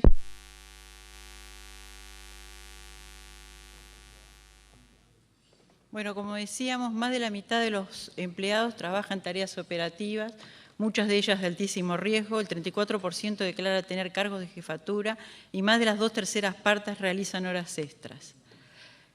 Los turnos rotativos, si bien es una empresa de trabajo predominantemente diurno, el 13,6% de los funcionarios realizan turnos rotativos, y ahí lo que rota no solo es el horario, sino el descanso, creando una distorsión familiar muy importante, y el 2% de los trabajadores trabajan por la tarde y la noche. El promedio de antigüedad en la empresa es de 23 años, es una empresa con un trabajo estable, eso es un factor de protección en cuanto a las adicciones. Y vamos entonces, en este perfil laboral, trabajadores, 2/3 predominantemente masculinos, fuerza madura, con altísimo porcentaje en tarea de riesgo, ¿en qué medios se hallaban insertos? La observación de las respuestas pone en evidencia que la mayoría absoluta de los colaboradores tiene orgullo de pertenecer al cuadro de personal de UTE, predominando la idea de que este es un buen lugar para trabajo. Independientemente de esto, si se les preguntaba a los encuestados las condiciones físicas, cómo percibían ellos su lugar de trabajo, 6 de cada 10 de los encuestados señalaban más de uno factor que consideraban riesgoso para su salud. El 34% ejecutan trabajos de campo o en la calle, trabajos a la intemperie o con riesgo eléctrico de altura. El 23% problemas de climatización y de ruido, y el 17% percibían o sentían que trabajaban o realmente lo hacen con productos tóxicos o perjudiciales para su salud. En cuanto al estrés, es bastante coincidente el porcentaje que sufren de estrés por accidente laboral coincide con la cifra de la gente que realiza tareas de riesgo. El 45% recibe o percibe baja remuneración y sobre todo sobre el trabajo a la intemperie. El acoso laboral, que es un tema muy importante en este tema de las adicciones, se acerca a la mitad, o sea, la proporción de funcionarios que dijeron no haber sufrido nunca acoso laboral en su lugar de trabajo, pero el 73% informaron haber presenciado situaciones y lo que es todavía más extraño, el 36% afirmaron haber practicado actitudes de humillación, acoso o agresión verbal con compañeros o subordinados. En este panorama de trabajo, en este medio laboral y con esta población, ¿cuál era el consumo de las sustancias? Una vez más me quiero referir al tabaquismo, porque el 98% de los funcionarios declararon tener claro o ser conscientes de cuál era la política de la empresa con respecto al consumo de tabaco y tenían presente de que se podían acercar. Yo concuerdo con la doctora Alpuín, el lugar de trabajo es un lugar ideal para los talleres de cesación y entonces en unas cifras que en el promedio de la población en ese momento eran del 31,8% de consumo, en UTE teníamos un 22,6%. Esto nos abre un camino, una puerta de cuando las políticas están claras y se le da oportunidad de tratamiento, se puede trabajar en serio. En consumo de medicamentos no tenemos que olvidarnos que era una población envejecida y en los medicamentos acaban a entrar los antihipertensivos, los antidiabéticos, típicos de una población de la edad de la de UTE. Durante los 12 meses antecedentes a la encuesta, prácticamente 8 de cada 10 encuestados utilizaron alguna clase de medicamentos, de los cuales el 50% fue de analgésicos. Es importante esto porque es conocido el dolor crónico como puerta de entrada a las adicciones. Era también importante saber que el 72% de los consumidores lo hacen por prescripción médica, hubo un 19% que se automedicaban, un 7% que lo hacían por recomendación del farmacéutico y un 2% que declaró que lo hacía por lo que sentía o oía por los medios de información masiva. Más del 20% de los encuestados declararon utilizar fármacos que producen efectos sobre el sistema nervioso central, o sea, las drogas psicoactivas de las cuales luego se pueden ver los problemas adictivos. Es significativamente superior, como en la población general, el consumo en el sexo femenino, sobre todo de analgésicos y antidepresivos. De las drogas psicoactivas, por lejos, las más usadas eran los ansiolíticos, los tranquilizantes y los hipnóticos. Consumo de alcohol. Como dentro de las drogas legales y las que vimos por prevalencia de vida era la más importante, la edad promedio para empezar a tomar alcohol fueron los 18 años. Sin embargo, el 51,6% tuvieron su primer contacto de esta sustancia entre los 6 y los 17 años. Un comienzo a los 18 años justamente porque en una población de promedio de 47, porque las estadísticas nos dicen ahora que los niños comienzan a consumir alrededor de los 12 años. El consumo de los hombres es significativamente superior al de las mujeres y dentro de los consumidores, casi la mitad corresponde a consumidores regulares de alcohol, entre 2 y 4 veces al mes o todos los fines de semana. De ellos, 7 de cada 10 admitieron exponerse al riesgo de sufrir episodios de embriaguez como mínimo una vez al mes. El 20% afirmaron haber conducido vehículos después de haber consumido más de 2 dosis de bebidas alcohólicas y el 1% bebe durante las pausas de trabajo. De la encuesta surgió también que si bien el 80% decía o era consciente de que no se debía consumir alcohol, porque si se consumía no se podía seguir trabajando, había un 20% de los encuestados que decían que se podía consumir una dosis de cerveza, una dosis de vino o una dosis de whisky y seguir trabajando regularmente. Imaginen la importancia de esto en una empresa en la cual se realizan tareas con tensión, tareas de altura y muchísimas tareas de riesgo.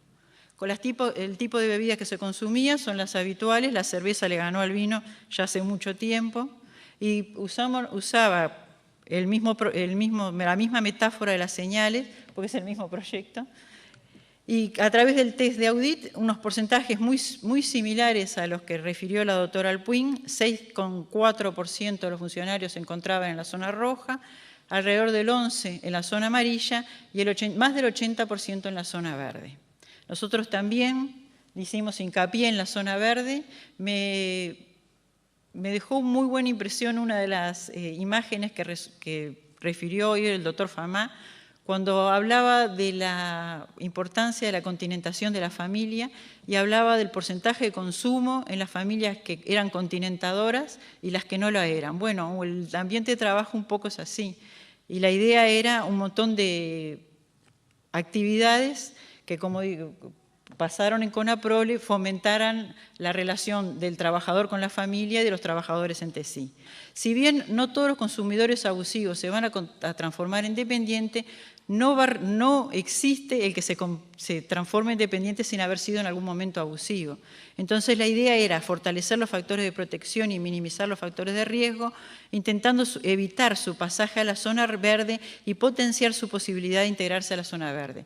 ¿En qué consiste eso? Y bueno, se corrige, por ejemplo, se le saca del turno rotativo, se le saca de las tareas de cuadrilla que lo mantienen mucho tiempo alejado de familia, se le hace inclusive cambio de localidad, todo lo que favorezca para que el funcionario se encuentre más continentado. En el área roja, también un enfoque multidisciplinario, ahí para el diagnóstico de la adicción y el diagnóstico también de las patologías duales, se le deriva al área asistencial, se hace un acompañamiento durante el tratamiento y durante la reinserción laboral, que es muy importante. Dejé para lo último el consumo de drogas ilícitas. Y les voy a decir por qué. El 4% consumieron drogas ilícitas en algún momento de sus vidas. La droga más utilizada es la marihuana, seguida de lejos por la cocaína y su subproducto, la pasta base. La edad promedio para un primer contacto con la droga fueron los 23 años. Vuelvo a insistir, es por el tipo de población en que nos encontrábamos. El contacto actualmente es muy precoz, registrándose el inicio, el más precoz a los 20 años y el más tardío a los 34 años. La prevalencia de vida la tenemos ahí y el consumo reciente sobre el porcentaje total de la muestra nos habla de un 0,5, 0,5 y 0,3. ¿Por qué lo dejé para lo último? Porque este no es el panorama que tenemos ahora en UTE. En UTE estamos haciendo un montón de ingresos de operativos jóvenes justamente para sanear un poco la población, la edad de la población que es muy avanzada. Y lo que hemos visto, hoy hablaban de que se había duplicado el consumo de marihuana. Sí, se había duplicado, pero aún es más sugestivo que no solo se duplicó, sino que ahora hubo como una naturalización o normalización del consumo. Hace unos años, todos los jóvenes que ingresaban, ninguno de ellos, a pesar de que la consumían, declaraban el consumo. Ahora los muchachos lo declaran, sin ningún problema. Y yo me pregunto, vienen a conseguir un trabajo en una empresa en la cual se realizan tareas de riesgo. No voy a repetir lo que ya dijeron todos los colegas de todo lo que provoca la marihuana en cuanto a la tensión, en cuanto a la desmotivación y eso. Si ellos mismos con naturalidad aceptan el consumo, lo están tomando como algo natural, lo que creo que para nosotros, los que trabajamos en salud laboral en UTE, en unos años nos va a traer mucho problema. ¿Qué estamos haciendo ahora? Bueno, el 20 de junio de 2013, UTE firmó junto con otras empresas públicas un acuerdo marco con la Junta Nacional de Drogas a los efectos de establecer líneas de trabajo en la prevención del consumo problemático y contribuir a la rehabilitación e inserción social de las personas. Tenemos también experiencia de algunas ONG que han pedido ayuda en el directorio para el ingreso de adictos o exadictos a la empresa. Es un tema espinoso, es un tema difícil, sobre todo en la que hay que actuar, estoy totalmente de acuerdo, con mucha confidencialidad y con mucha ética para no evitar discriminar, pero no tenemos que olvidarnos que estamos protegiendo no solo la salud del funcionario que entra, sino de todo el resto de los funcionarios. Y es muy problemático poner a personas adictas en tareas de riesgo. Bueno, muchas gracias. Lamento la interrupción. Bueno, muchas gracias a la doctora Camacho por su excelente informe. Y para finalizar la parte positiva del panel, le toca ahora al doctor Sebastián Zarute, que va a hacer una exposición sobre otro ángulo del tema y tratará sobre la experiencia con adictos y la utilización de la actividad laboral como parte de la terapia. Adelante. Muchas gracias. Buenas tardes. Primero que nada, para ser reiterativo como todos los miembros del panel, agradecer a la academia y al doctor Turnés y al doctor Berro por la invitación de estar hoy aquí. Y como habrán visto al inicio en las presentaciones, soy el menos experiente de todos los del grupo del panel. Y para que se asusten un poco más, soy residente de cirugía vascular, o sea que se imaginarán que poco sé de esto. En realidad yo no voy a dar un enfoque técnico, sino que voy a dar un enfoque social y que es un compromiso que capaz que nos tocó junto con el doctor Piegas en lo personal desde la adolescencia, que el psicólogo Julio Palleiro estaba en hábitos tóxicos y adicciones y fue una de las primeras charlas que recibí, fue de él. Y que bueno, y que lo que vamos a hacer es, hoy soy madre, soy una madre de la plaza, y hemos trabajado con muchos adolescentes y jóvenes y su familia en el tema de la adicción a pasta base. Y el abordaje que vamos a hacer, los disertantes anteriores se encararon un poco el tema desde el punto de vista, desde el trabajo, la adicción, nosotros vamos a abordar desde la adicción el trabajo.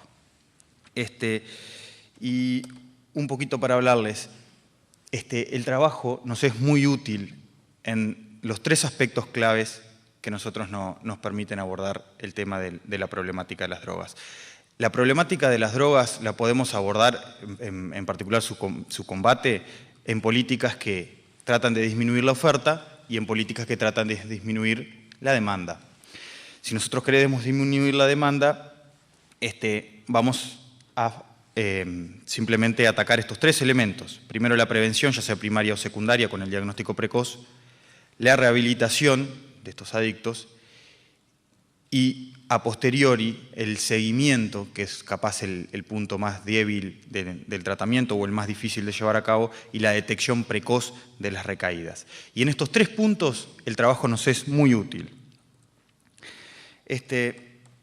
Un poquito, como decíamos hoy, nosotros trabajamos mucho en el tema de la pasta base. Y para que vean un poquito, este es el perfil del consumidor de pasta base que publicó en el 2011 el Portal Amarillo. Y vemos que el 76,6% son ni trabajan ni estudian. Para una edad de comienzo de los 20 años, ahora en las últimas cifras eso están alrededor de los 17. Y esto nos da un pequeño pantallazo. El trabajo como factor protector frente a drogas más pesadas, que como hablaba hoy la doctora Alpuín, es un inhibidor de la recaptación, o sea, la cocaína es un inhibidor de la recaptación de dopamina directamente en el encéfalo, y que es su mecanismo de acción y sus tiempos de acción hacen de que sea imposible trabajar y mantener esta conducta adictiva. Entonces, generalmente la gente que comienza a consumir ya no son trabajadores o abandonaron el trabajo generalmente cuando, al ser policonsumidores, abandonaron su trabajo antes. Entonces, es muy importante el mantenimiento del trabajo como un factor protector del consumo, principalmente de pasta base. De las consecuencias del consumo la voy a pasar media un poco por alto porque ya han hablado muchos, pero sí que afecta a tres pilares como son el rendimiento, el aumento del ausentismo y la accidentalidad, por supuesto, de que el trabajo y adicción concomitante terminan indefectiblemente en el aumento del índice de accidentes. Y esto un poco a mero efecto ilustrativo. Si será importante el trabajo que a nosotros tenemos, esto es el Addiction Severity Index, que en su segundo punto, como ven, el Employment or SPART, que eso habla un poquito del nivel de educación y de la permanencia en el sistema educativo, es uno de los puntos principales que nos permiten predecir la capacidad que vamos a tener para rehabilitar y reinsertar este individuo en la sociedad. Esto nos permite un poco, por un lado sí, ver la severidad, pero a su vez tenemos que actuar sobre estos puntos, pero sobre este punto en particular, para lograr tener una persona activa. Y bueno, y en la rehabilitación, una vez finalizada, seguimos hablando de pasta base, ¿no? Finalizada la etapa de desintoxicación, el detox, que hoy por hoy es lo único que el sistema de salud otorga a todos los adictos, o por lo menos que está obligado a hacerlo, tenemos que iniciar un proceso de rehabilitación. ¿Y eso qué implica? Bueno, primero cambiar las rutinas y el ritual del individuo. Y ahí el trabajo tiene un aspecto fundamental. Es una piedra que nos permite cincelar, como decíamos, el esculpirse a sí mismo y el lograr cambiar esas actividades que iban del ritual del consumo y de la obtención de los medios para consumir a una rutina distinta. En esa rutina tenemos que darle principal hincapié, sí, al correcto uso del tiempo libre, pero también al combatir el ocio improductivo, y ahí el trabajo es fundamental. Además, como creo que en algún momento se mencionó, el trabajo nos permite eso de insertarse socialmente, de generar vínculos y ser un vínculo protector de esta adicción. Y para finalizar, hay una cosa que no tenemos en cuenta muchas veces. El adicto a pasta base es un individuo marginalizado. Es un individuo que no tiene las herramientas, en general, para enfrentarse a la sociedad. Generalmente no tienen un oficio, muchas veces, aunque ha cambiado un poco el perfil, pero no han terminado la educación, muchas veces no hay un oficio, y va a salir a enfrentarse a una sociedad que, como nos decía, ¿por qué le voy a dar trabajo a él y no a otro que capaz que está más capacitado y encima no es un adicto rehabilitado? Entonces, eso es una situación de que si nosotros largamos el individuo así a enfrentarse a la sociedad solo, evidentemente va a fallar Y la regla va a ser la recaída, y lo vamos a tener nuevamente en el sistema de rehabilitación y evidentemente no vamos a tener un ser humano productivo. Y en esto tenemos que hacer mucho hincapié, porque es un mito urbano y es un convencimiento de la sociedad nuestra de que no hay salida de esto. Y de hecho, las trabas biológicas, el doctor Ferrando ahí en el PET ha logrado evidenciar cómo el cerebro va reacomodándose luego de un tiempo de dejar el consumo y que puede volver a ser un ser humano productivo. Y la pasta base además tiene la peculiaridad que, si bien al ser su periodo de acción tan breve, y la adicción es muy fuerte, pero una vez rota, también nos permite lograr un nivel de sustentabilidad de la abstinencia bastante aceptable, aunque debemos ser muy estrictos en el control y en el seguimiento, que capaz que es donde estamos fallando más en el tratamiento integral de esta patología. Después tenemos que entender nuevamente que es una enfermedad y como tal está definida en el DSM-4. Hay veces que no nos entra en la cabeza que las adicciones son enfermedades. Y esto es algo que capaz que nosotros los médicos estamos fallando en decirlo abiertamente a la sociedad. El Ministerio de Salud Pública, la Junta Nacional de Drogas, no reconoce a la adicción como una enfermedad. Entonces tenemos que empezar a ver, no es una conducta social, es una enfermedad, tiene criterios diagnósticos y tiene tratamientos, y que los cuales debemos tratar de completar. Y más allá, yo no voy a entrar en la polémica de si hay que lograr abstinencia o hay que hacer un control de daño. Tal vez, dependiendo de la adicción, o sea lo posible lograr una o la otra, o sea necesario alcanzar la abstinencia, como en algunas adicciones, para lograr su control.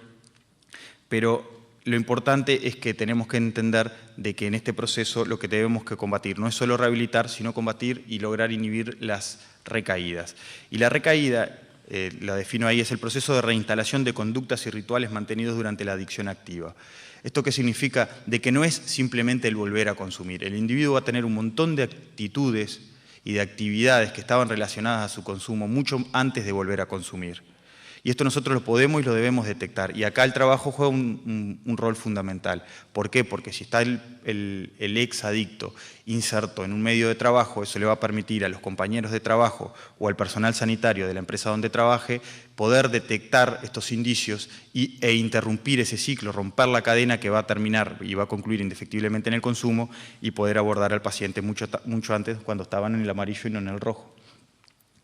En el seguimiento, como veníamos diciendo, es muy importante el trabajo. Los tres pilares que nosotros tenemos en el seguimiento es el trabajo, la sociedad y la familia. Y es su interacción la que van a disminuir o impedir el número de recaídas. Como la adicción tenemos que entenderla y comprenderla como una enfermedad crónica y residuante, y que por lo tanto la regla son las recaídas, lo que tenemos que en su tratamiento hacerlas más esporádicas, y si somos muy exitosos, impedirlas, pero sabemos que eso va a ser casi imposible, pero por lo menos podemos detectarlas y tratarlas precozmente, y de esta manera buscar una remisión sustentable. Y para buscar una remisión sustentable, nosotros tenemos que brindarle al individuo un montón de neoconductas, y que todas las podemos relacionar con el trabajo, ¿tá? Porque este es un factor protector, junto con la familia, junto con la inserción social, que le va a enseñar valores como pueden ser el compromiso, como pueden ser las responsabilidades, como es la disciplina de llegar a un horario, de tener una determinada vestimenta, de lograr de tener responsabilidades en sus tareas y de tener objetivos, que le va a permitir al individuo lograr una libertad no solo económica, sino que el individuo como tal es un dependiente de su sustancia. Es un dependiente. Muchas veces lo que pasa es que cuando son dados de alta van a ser dependientes de su familia, van a un hogar que les va a brindar todo, y el individuo vuelve a sentirse en ese vínculo, en esa relación cuasi patológica de la codependencia de sus familiares, y el trabajo es muy útil para romper esa codependencia, y es muy útil para que el individuo logre su libertad y se sienta útil, y esto le va a dar motivación.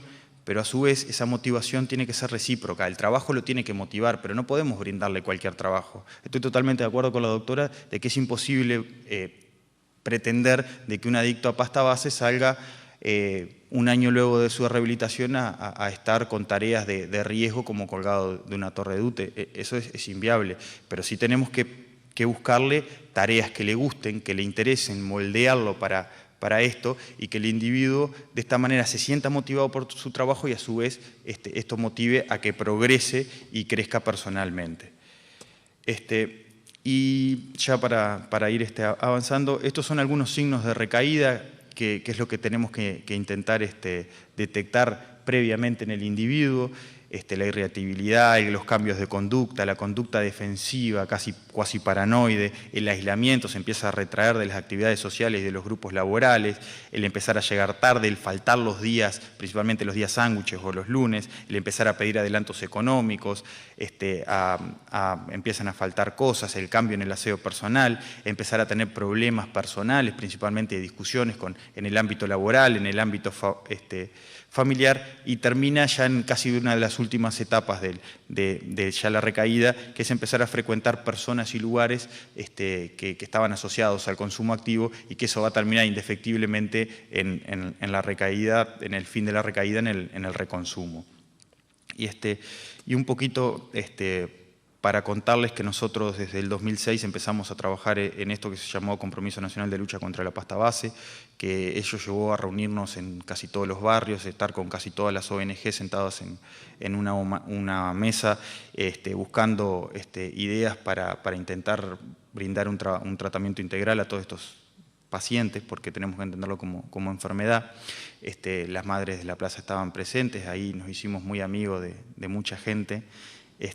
Y que también se presentó a los 3 partidos políticos mayoritarios. Esto terminó en un proyecto de ley que está hoy en el Parlamento y que está en manos del sistema político, y que básicamente lo que prevé son métodos viables de captación precoz con los medios que tenemos actualmente. Pretende crear un sistema nacional mixto, que esto genere una atención universal a todos los adictos, independientemente del nivel económico o de la asistencia médica que tenga, sustentable económicamente, y que plantea nuclear todos los centros de atención públicos y privados con un número de cama X necesarios para un momento dado. En ese momento se planteó un número que hoy es mayor. Y por último, buscar la reinserción social, ya sea con planes de UTU, con buscarle un oficio y con buscar generar vínculos con empresas, que puede ser UTE, pero que pueden ser empresas, trabajos, tareas más sencillas, muchas veces cosas plásticas, y hacer un especial hincapié en el tratamiento paralelo de la familia, de buscar el liberar los lazos de la codependencia, y también en el hincapié en el trabajo, en buscarle un oficio, en insertarlo en ese oficio, y el lugar que va a recibir ese exadicto, que a veces tiene mucho para dar,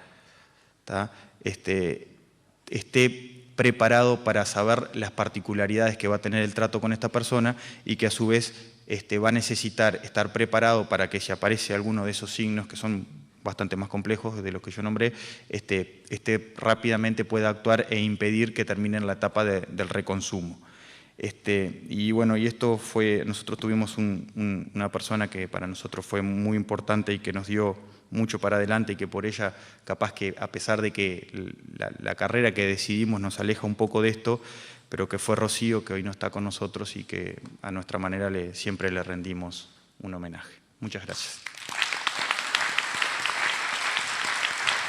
Bueno, muchas gracias, doctor Zarute. Ha sido muy instructiva la presentación, como todas las que hemos recibido. Especialmente quiero agradecerle al doctor Espontón el recuerdo que tuvo para el académico Helmut Kasdorf, que fue un pionero en la lucha contra las adicciones, particularmente el tabaco. Empezó allá por el año 90 y sus inquietudes finalmente fructificaron muchos años después de que él hubiera desaparecido. Tengo algunas preguntas para algunos miembros del panel y algunas para quienes ustedes mejor entiendan. La primera es... son 2 preguntas en una para la doctora Estela Maris de Ben. La historia clínica preocupacional y de control de salud, ¿está protocolizada para cada patología y riesgo a nivel nacional? Primera pregunta. Y la segunda, ¿qué porcentaje de cumplimiento nacional hay en las pruebas de laboratorio de indicadores biológicos para las diferentes enfermedades profesionales. A la doctora de si bueno, es tan amable. En relación a los protocolos de historia clínica, no, en realidad no están protocolizados para todas las patologías. Generalmente los servicios de salud en el trabajo, de acuerdo a los factores de riesgo que tienen presentes en su proceso de trabajo, elaboran protocolos de vigilancia en cada centro, ¿verdad? Con algunas orientaciones que hay en el área. Pero no hay a nivel nacional protocolos para todas las enfermedades. En relación a la otra pregunta que se refiere a los indicadores biológicos, ¿cómo? ¿Qué porcentaje de cumplimiento nacional hay en las pruebas de laboratorio de indicadores biológicos para las diferentes enfermedades profesionales? Bueno, no tengo específicamente el dato del porcentaje de cumplimiento.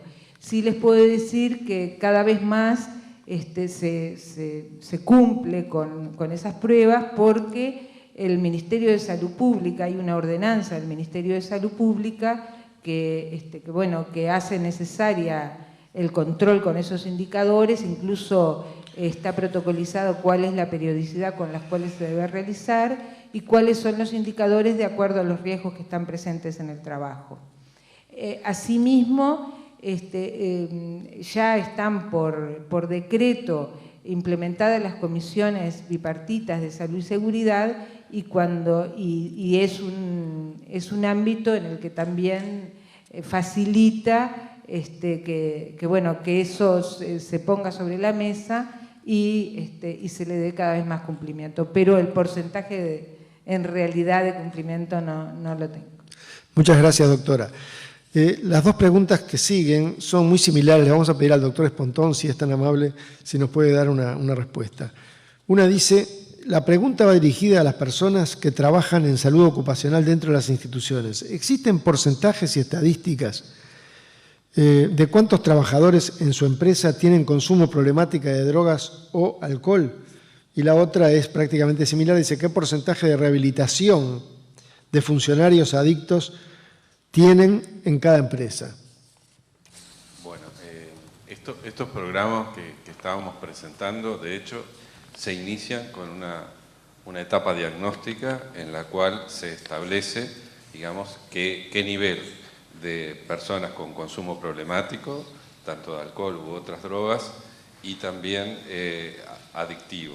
O sea, se parte de un diagnóstico inicial y posteriormente de implementado este programa, después de un año de desarrollo, se vuelve a repetir esa evaluación.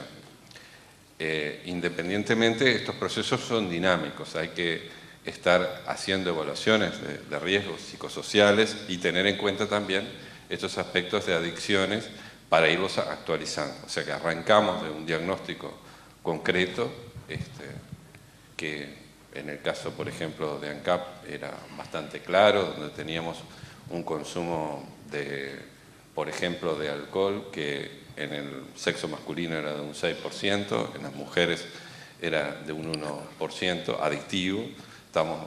Más o menos en total la población había un 5,5% de adictos al alcohol.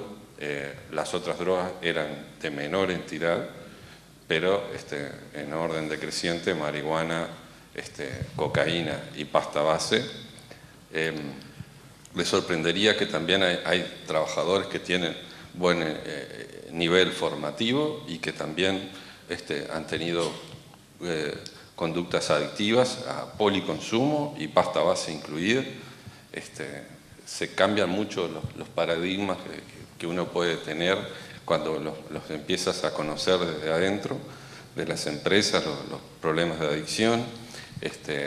Bueno, también había un alto consumo de psicofármacos, que era después del alcohol el que seguía. En tabaquismo nos pasa algo parecido a UTE. Les hacía un poco la anécdota de cuando arrancábamos con estos programas de cesación tabáquica y de promoción, que databan de 1999, ahí teníamos un consumo de tabaco que era aproximadamente de 40%, tanto en hombres como mujeres. A partir de esta encuesta, después de más de 10 años de implementado, teníamos un 16% de consumo de tabaquismo en la población de ANCAP, que es muy por debajo de lo que es la población general. Muchas gracias, doctor Espontón.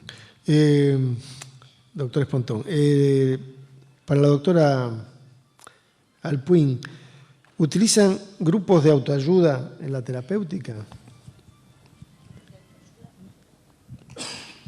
No, los grupos funcionan para el tema del tabaquismo. Es lo que les decía, la técnica se forman grupos que son hasta 15 personas, que funcionan durante 3 meses con una periodicidad de una vez semanal. En esos grupos el apoyo que se brinda es el apoyo médico y ese es el tema del tabaquismo con el que hemos tenido el mayor éxito. El tema del alcohol y de otras drogas, el tratamiento se brinda y el apoyo a través de la caja de auxilio, que es CASECO, y no con grupos de autoayuda dentro de la empresa.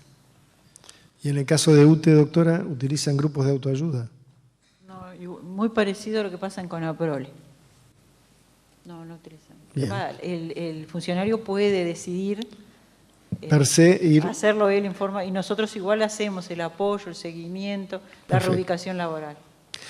Bueno, los grupos de autoayuda también nosotros tratamos de implementarlos, no funcionaron muy bien, más el abordaje individual y en equipos multidisciplinarios es que tiene más éxito en nuestras organizaciones. Tal vez muchos no se quieren exponer, son ambientes familiares, por más que son empresas grandes, y no es sencillo. En tabaquismo, que fue donde se hicieron tanto abordajes individuales como digamos, grupos de autoayuda, los grupos de autoayuda no tuvieron éxito en nuestra organización. Perfecto. Bueno, les agradecemos mucho la colaboración a todos ustedes, ha sido muy importante este intercambio.